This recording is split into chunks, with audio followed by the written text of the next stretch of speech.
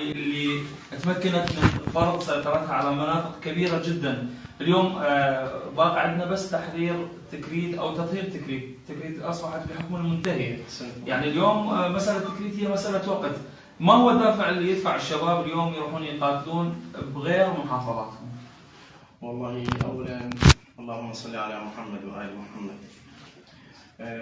أقول هذا الكلام أوجهه لجميع المدافعين عن المظلومين، ولا احنا ما جاي نقاتل انا والشباب هاي الابطال ونزهق ارواحنا، ما جاي نقاتل لاجل نصره مذهب او صحيح بالدرجه الاولى المذهب صحيح، بس احنا جايين لنصره شق مظلوم من جميع الطوائف، ولذلك خذتنا غيرتنا على هاي النساء من الصابئه والمسيح والكلدان والسنه خطيه. يعني ليش بهذا البرد يعني ومتهجولين واحنا قاعدين ساكتين ما تقبل غيرتنا، وان يكون بغض النظر من اكو بعض الطوائف اخذوا عوائلهم وطلعوا بالخارج وهم منهم واهلهم وبهم الله متشردين بالشارع وبالبرد وبالمطر وهم قاعدين من هناك بيصرحون نحن قادمون نحن قادمون. احنا غيرتنا ما تقبل، لان هو لو دين لو طين.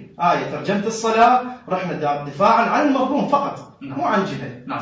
بما يتعلق بالروح العزيمة الروح القتالية، نشوف الشباب رغم المشاهد اللي هم بيها على الساتر بالمواجهة مع العدو، لكن اكو روح نكتة واكو اصرار وعزيمة على انه يكملون الطريق. حبيبي عند الامتحان يكرم المرء بها.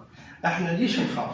نعرف عدونا شنو؟ صدقني نفاخه لا شيء، يعني مجرد يعطي تصريح وكذا اكو ترجمه. احنا هسه كلام انا بنحكي اصور واترجم كلامي، هو كل شيء ماكو داعي يعلق ويسوى وكذابين.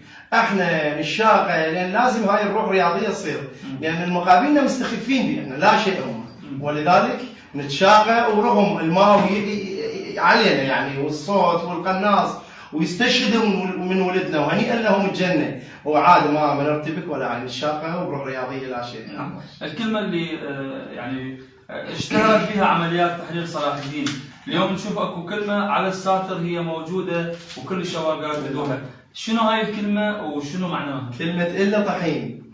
هاي الكلمه سبحان الله جت عفويه، يعني أنا بطريق بغداد موصل، من وصلنا إلى الثكنات العسكرية مال ولدنا فباوعيت البرج مال آسيا واقع وخراب منطقتهم، أباوع أقول وين صرتوا؟ يعني واقع الله ما نخليكم إلا طحين. الطحين شايف الطحين شلون يصير؟ وهالمرة مو بس طحين، وحق ربك بالدريه نكركم.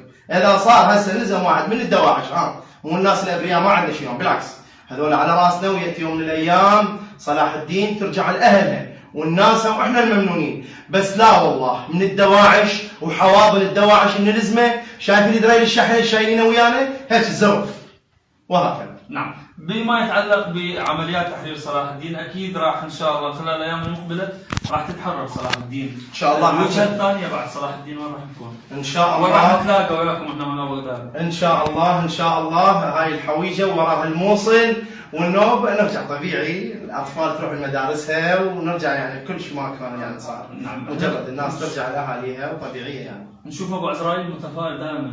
هاي العاده شو تريد مثلا؟ احنا قابل جاي اقول لك عدونا مو قوي، يعني هو مجرد فقاعه، ليش اخاف منه؟ بالعكس اصلا اضحك انا. يشهد الله على هاي ايدي مكسوره يعني كسر مضاعف، وهاي انا اشيل بالسلاح وارمي ولكن انما وخلت تنكسر 100 مره. ابو الفضل عباس الطشفوف احنا نضطر واحنا بعد. والله ونعم منكم.